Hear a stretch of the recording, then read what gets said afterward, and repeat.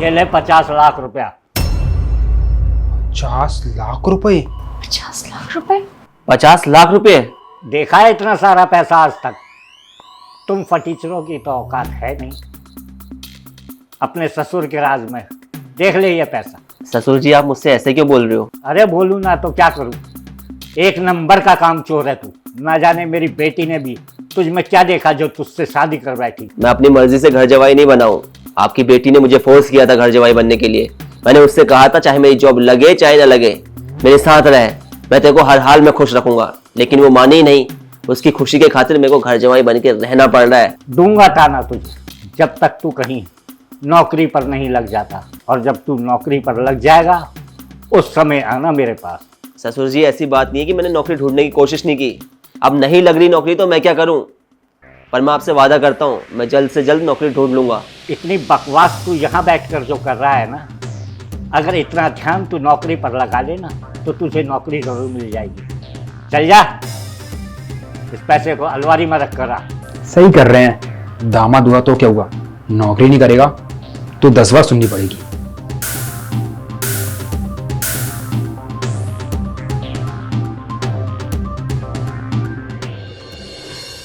देखो, पापा की बातों का प्लीज बुरा मत मानना। वो थोड़ा परेशान रहते हैं, इसलिए गुस्सा तुम पर निकल गया। नहीं यार, बुरा मानने वाली कोई बात नहीं है। सही तो बोल रहे हैं वो। पिता है वो तुम्हारे, फिक्र होती है बच्ची के एक बाप को। अब एक बेरोजगार दामाद के साथ अपनी बेटी को कौन ही रखना चाहेगा? गुस्सा तो खुद पर आ रहा है यार, बुरा खुद के हालातों पर आ रहा है। नहीं, इतना मत सोचो। और वैसे भी चाहे हालात कितने ही बेकार हो जाए, मैं हमेशा तुम्हारे साथ रहूंगी, समझे? अरे तुम पर तो मुझे कोई शक है ही नहीं।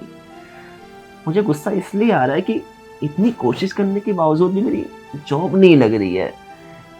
कोई तो ऐसा दिन आए जब मैं तुम्हें खुशियां दे सकूं, कोई गिफ्ट ला सकूं तुम्हारे लिए। सच में यार, कभी कभी लगता है कि मैंने तुम्हारी जिंदगी भी बर्बाद कर दी अपने साथ साथ। तुम हो ना मेरे साथ, यही मेरा गिफ्ट है। और टेंशन मत लो, आज नहीं तो कल जॉब लग जाएगी, फिर देखना सब कुछ ठीक हो जाएगा। आई होप सो, सब जल्दी ठीक हो जाए। वैसे सच कहूं कोमल, तुम मेरी ताकत हो यार। क्योंकि जब पार्टनर इतना सपोर्टिव हो ना तो इंसान जिंदगी में ज़रूर कुछ करता है। मुझे उम्मीद है आज नहीं तो कल मैं तुम्हें खुद का प्राउड फील करवाऊंगा। मुझे विश्वास है तुम पे। I love you Komal. Wait, तुम्हारी क्वालिफिकेशन तो काफ़ी अच्छी है, पर तुम्हारे पास तो एक्सपीरियंस है नहीं, तो मैं तुम्हें जॉब कैसे दे सकता हूँ? यही तो प्रॉब्लम है ना सर। हर कंपनी को एक्सपीरियंस्ड वर्कर चाहिए, लेकिन कोई कंपनी ये समझने को तैयार नहीं है जब तक इंसान को मौका नहीं मिलेगा उसके पास एक्सपीरियंस कहाँ से आएगा। सर, आपने कहावत तो सुनी होगी ना कि हर काबिलियत को अवसर मिलना ज़रूरी है। अगर इंसान को अवसर ही नहीं मिलेगा तो अपना हुनर कैसे दिखाएगा? जब अवसर मिलेगा तभी तो वो अपना हुनर दिखा सकता है। बाकी सर, सबसे बड़ी समस्या ये है कि आजकल माहौल ऐसा बना हुआ है कि कुछ कंपनियों में तो जान पहचान से लोग चले जाते हैं, कुछ कंपनियों को सीधा एक्सपीरियंस वाले बंदे चाहिए होते हैं। अब फंस जाते हैं वो इंसान जिनके पास काबिलियत तो होती है, डिग्री होती है, लेकिन एक्सपीरियंस नहीं होता। कोई कंपनी वाला ये समझने को तैयार नहीं है कि जब तक इसे हम मौका नहीं देंगे इसके पास एक्सपीरियंस आएगा कहाँ से। सर, कई बार तो ये होता है कि इंसान को पता ही नहीं चलता कि इंटरव्यू कहाँ हो रहे हैं। अधिकतर पोजीशंस जान पहचान वाले फिल कर देते हैं, और बड़ी मुश्किल से अगर कहीं पता भी चल जाए कि यहाँ इंटरव्यू है, यहाँ पे कुछ ओपनिंग्स हैं, तो वहाँ पे फिर वही ड्रामा शुरू हो जाता है एक्सपीरियंस का। सर, आप ही मुझे बताइए ना, जब तक मौका नहीं मिलेगा तब तक एक्सपीरियंस कहाँ से आएगा? कह तो आप सही रहे हो, पर इसका एक और ऑप्शन है। आप चाहो तो कोई छोटी पोस्ट का काम कर सकते हो। आप सीधा इतनी बड़ी पोस्ट के लिए आ गए, ऐसे थोड़ा ना कोई रख सकता है। ये बहुत ही जिम्मेदारी वाला काम है, बिना एक्सपीरियंस के हम आपको ये नहीं दे सकते। सर, मैंने टेक्निकल राउंड क्लियर किया है और आपके सारे सवालों का सही जवाब दिया है। इससे आपको ये चीज़ तो पता चली गई होगी कि मेरे अंदर काबिलियत है और मुझे नॉलेज भी है। बाकी सर, जहाँ तक जिम्मेदारी की बात रही तो मैं अपने काम को बखूबी करूँगा। आप एक बार मेरे को मौका तो दीजिए। अगर मेरे अंदर काबिलियत नहीं होगी, मैं कामचोर होऊंगा, तो आप मेरे को कंपनी में क्यों ही रखेंगे?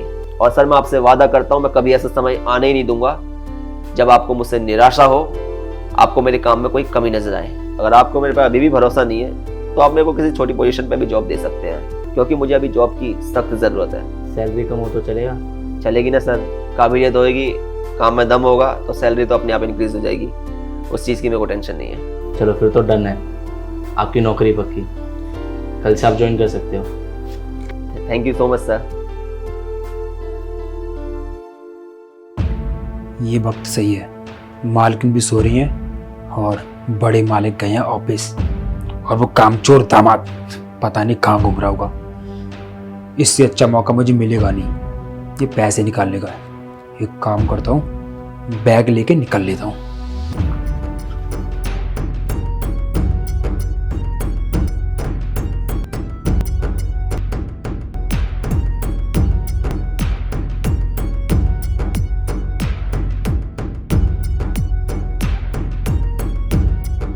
हाँ सचिन, पूरे 50 लाख रुपए हैं। अब मैं बन गया लखपति। इससे पहले कोई आ जाए, यहाँ से निकल लेता हूँ।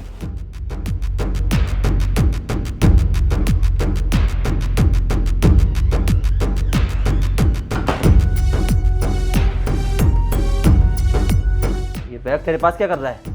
इसका मतलब तू चोरी कर रहा है? बैग दे। साले हमारे घर में चोरी करता है, तेरे को शर्म नहीं आती? चोर चोर, मालिक साहब ने चोरी कर ली। ये क्या कर रहा तू? चोर चोर। क्या हो रहा है ये सब? मालकिन देखो, साहब ना चोरी करके ले जा रहे हैं। नहीं कोमल, ये झूठ बोल रहा है। और ये क्या फालतू बोल रहा है तू? कोमल चोरी तो इसने करी है हमारे घर में, तुझे तो मैं छोड़ूंगा नहीं। ये क्या बकवास करे जा रहे हो तुम? नहीं नहीं, ये मुझे फंसा रहे हैं। उस दिन साहब ने इनको डांटा था ना, तो उसी का बदला ले रहे हैं ये। कोमल तुम नहीं जानती, ये बहुत शातिर है, खुद चोरी करके मुझे फंसाने की कोशिश कर रहा है। इससे तो मैं छोड़ूंगा नहीं। मालकिन आप कुछ सोचो, मैं क्या चोरी करूंगा?